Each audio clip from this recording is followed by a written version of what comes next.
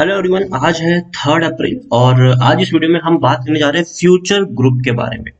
देखिए, future group में एक दो तीन नहीं बल्कि 4 से 5 बड़ी खबरें निकलकर सामने आई है और ये वो खबर है जो आने वाले दिनों में शेयर की दशा और दिशा दोनों तय करने का काम करने वाले हैं। वीडियो में हम डिस्कस करेंगे उन सारी चीजों के बारे में और ये भी डिस्कस करेंगे कि जब शेयर में इतनी बड़ी गिरावट हमें ऑलरेडी देखने को मिल चुकी है तो खरीदारी का यहाँ पर मौका बनता है कि नहीं, और जिन्होंने ऑलरेडी खरीदारी करके रखी है उनको अब यहाँ पर क्या करना चाहिए। उन सारी चीजों के बारे में हम यहाँ पर डिस्कस करेंगे, लेकिन उससे पहले अगर आपने अभी तक चैनल को सब्सक्राइब नहीं किया है तो प्लीज अभी इसे सब्सक्राइब कर लीजिए, क्योंकि आगे भी बहुत सारे वीडियोस हैं जो आपको काफी ज्यादा हेल्प करेंगे। और इतना ही नहीं, अगर आपने अभी तक मेरी टेलीग्राम चैनल को सब्सक्राइब नहीं किया तो उसको भी सब्सक्राइब करना मत भूलिएगा, लिंक आपको डिस्क्रिप्शन में मिल जाएगा। तो बात करते हैं फ्यूचर ग्रुप की। तो सबसे पहले जो खबर है वो ये है कि भाई साहब, फ्यूचर ग्रुप का जो 20,000 करोड़ का लोन है वो एनपीए में कन्वर्ट हो सकता है। अब देखिए, कोई भी लोन एनपीए में कन्वर्ट तब होता है जब आप उसको 90 दिनों तक चुकाते नहीं है। ये जो इंस्टॉलमेंट्स वगैरह होती है वो अगर आप 90 दिनों तक नहीं चुकाते हैं तो वो बाद में एज अ एनपीए में कन्वर्ट हो जाता है। तो यहाँ पर देखिए, over 20,000 crore loan of future group में गेट क्लासिफाइड एज एनपीए, ये रिपोर्ट्स बता रही है। और रिपोर्ट्स यहाँ पर ये भी कहती है कि एनपीए का खतरा यहाँ पर है। देखिए, न्यूज कुछ इस तरीके से है कि come under the watch list on to be classified as non performing assets by lenders as. देखिए, जैसे ही मैंने कहा कि जब तक 90 दिनों तक आप चुकाते नहीं है पैसा तो वो एनपीए में बैड लोन्स में कन्वर्ट हो जाते हैं। तो यहाँ पर एक और चीज भी है कि जो फ्यूचर ग्रुप है वो बातचीत कर रहा है लेंडर्स के साथ कि भैया वन टाइम रिस्ट्रक्चर किया जाए लोन्स को। इसके अलावा अगर हम किशोर बियानी की बात करें तो टेक्निकली वो डिफॉल्टर है एंड द सस्पेंशन ऑफ अभी अगर देखें तो जो बैंकरप्सी कोड है, इंसॉल्वेंसी कोड है, वहां पर भी केस जा चुका है। 31 मार्च की डेडलाइन है उनकी। उसके अलावा further the Reserve Bank of India moratorium is no longer available and lenders will have to make the exposure as toxic loan of April 1। दूसरी तरफ this is resolution plan under में। देखिए, अभी भी रिजोल्यूशन प्लान की बातचीत चल रही है और बैंक इसको 26 अप्रैल तक अप्रूव कर सकता है। अप्रूव मतलब 26 अप्रैल तक का टाइम है बैंक के पास। तब तक बैंक अगर अप्रूव कर लेता है तो ठीक है, अगर नहीं करता है तो भाई साहब दिक्कत इनको होने वाली है। हाउएवर, अगर देखा जाए तो अभी भी इसके बारे में कोई स्ट्रॉन्ग चीज सामने नहीं आई है कि ये एनपीए ही हो जाएगा या फिर इसको रिस्ट्रक्चर किया जाएगा। क्या होगा ये अभी से कहना मुश्किल है, लेकिन हाँ, बिग बाजार एक बहुत बड़ा ग्रुप है। ब्रांड फैक्ट्री, सेंट्रल्स, ये बड़े ग्रुप्स है अगर हम देखने की बात करें तो। लेकिन दूसरी तरफ जैसे जैसे जैसे कोविड बढ़ रहा है, कोरोना के केसेस बढ़ रहे हैं, वैसे दोबारा इनके ऊपर खतरा मंडरा रहा है। क्योंकि देखिए, कोरोना जैसे शुरू हुआ था पिछले साल, तभी से इनकी हालत खराब होना शुरू हो चुकी थी। एक और खबर ये भी है कि रिलायंस और फ्यूचर की ये जो डील है उसको एक्सटेंड कर दिया गया। जो डेडलाइन है वो 6 महीना और बढ़ा दी गई है और रिलायंस चाहता है कि भाई साहब फ्यूचर ग्रुप जो है वो हमारे पास ही आए। इसीलिए भाई साहब उन्होंने कहा कि ठीक है भैया, हम डेडलाइन बढ़ा लेते हैं, कोर्ट में केसेस चल रहे हैं, कुछ कर नहीं सकते। अमेजोन ने हाथ बीच में पैर अड़ाया जरूर है, अब यहाँ पर हम कुछ कर तो सकते नहीं है जब तक कोर्ट का फैसला नहीं आता। तो जो डेडलाइन है हमारी डील की, जो डील है वो 24,713 करोड़ रुपए की डील है ये। और अगर ये डील हो जाती है तो ये जो कर्जा है ना 20,000 करोड़ का, ये आराम से चुकता हो सकता है और किशोर बियानी सारी झंझटों से मुक्त हो सकते हैं और रिलायंस को बने बनाया बिजनेस मिल सकता है। तो सबकी विन विन सिचुएशन है, लेकिन हारने वाला यहाँ पर अमेजोन होगा, क्योंकि अमेजोन चाहता है कि इंडिया में रिटेल में वो सबसे नंबर 1 रहे।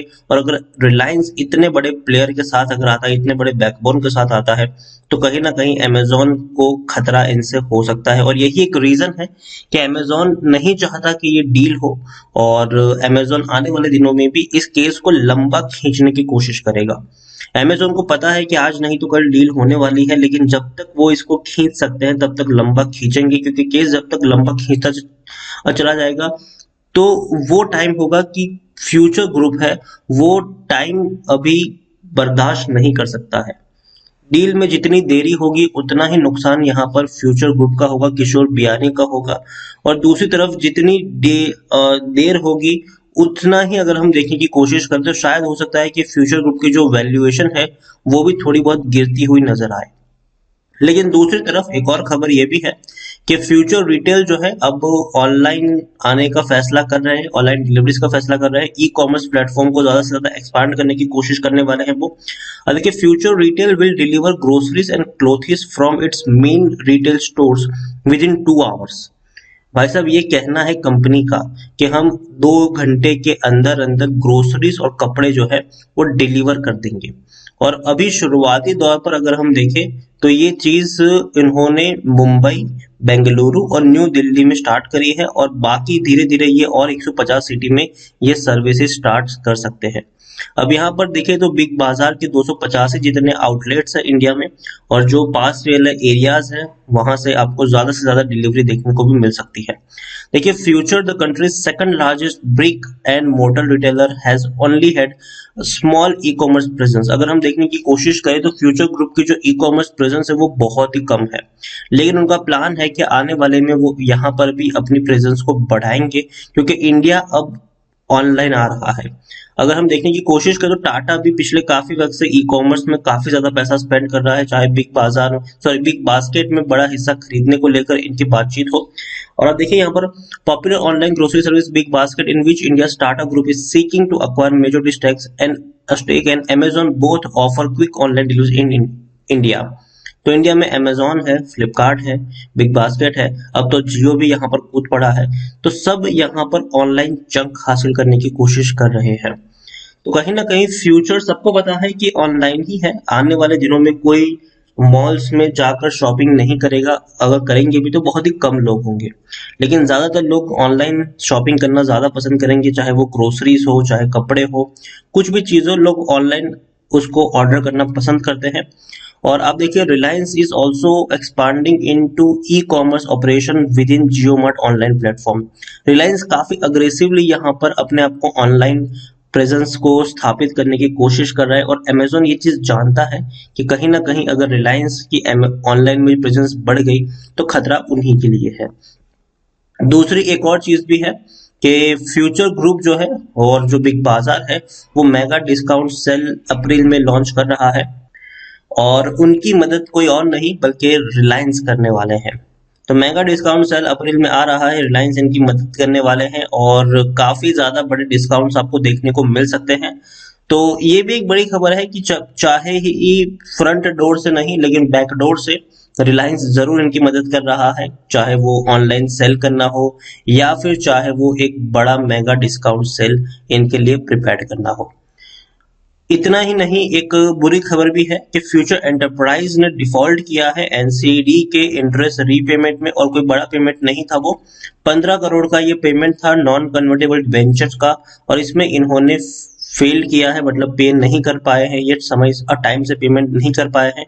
इसी से पता चलता है कि हाल फिलहाल जो फाइनेंशियल कंडीशन है फ्यूचर ग्रुप की वो उतनी अच्छी नहीं है।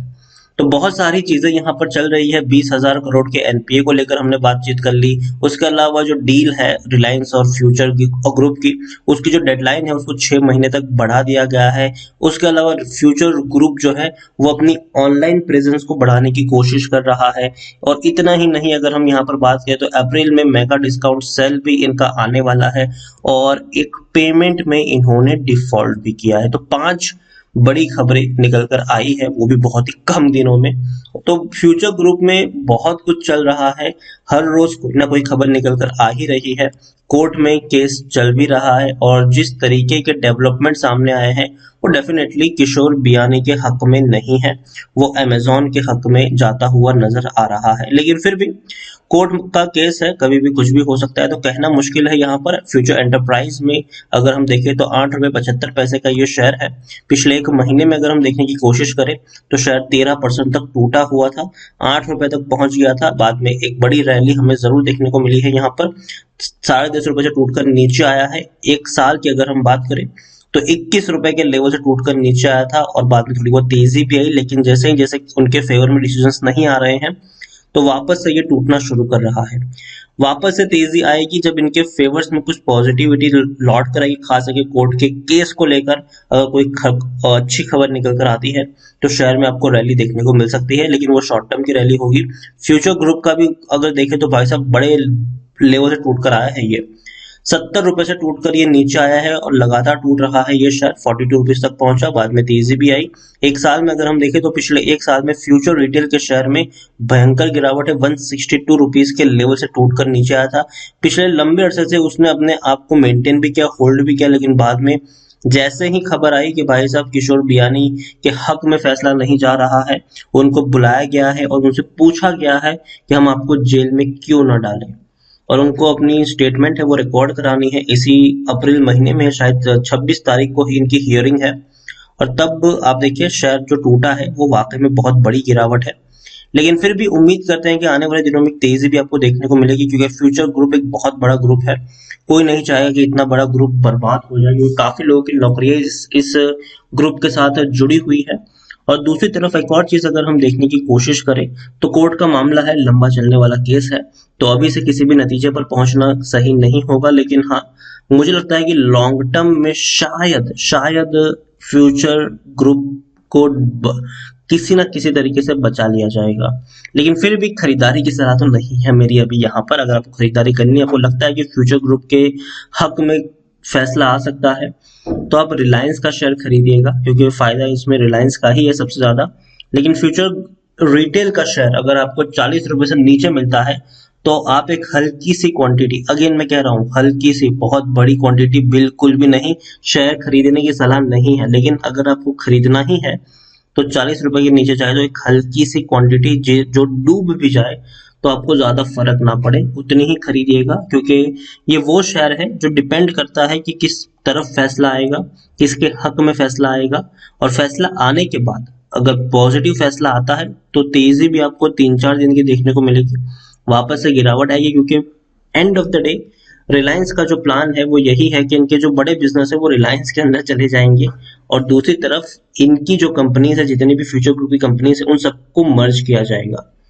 तो स्टॉक की डंपिंग भी होने वाली है। तो इसके बारे में आपको पिछले कई वीडियोस में समझा चुका हूं कि किस तरीके से एक इनके हक में फैसला आने से शॉर्ट टर्म में रैली आएगी, लेकिन बाद में एक बड़ी गिरावट भी आएगी। तो इसलिए यहाँ पर आप हाल फिलहाल में अवॉइड करेंगे तो बेहतर रहेगा। लेकिन रिलायंस का फ्यूचर ब्राइट रहने वाला है इस डील के चलते। फ्यूचर ग्रुप भी अगर सरवाइव कर गया, पॉजिटिव फैसला आया, तो ही इसमें आपको तेजी देखने को मिलेगी। अगर पॉजिटिव फैसला नहीं आया तो 20,000 करोड़ का कर्जा जो है उसको चुकाते चुकाते कंपनी बिक जाएगी और किसी के हाथ कुछ नहीं आने वाला है।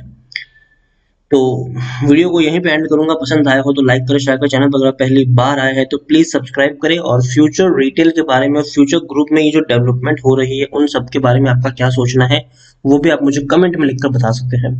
Thank you.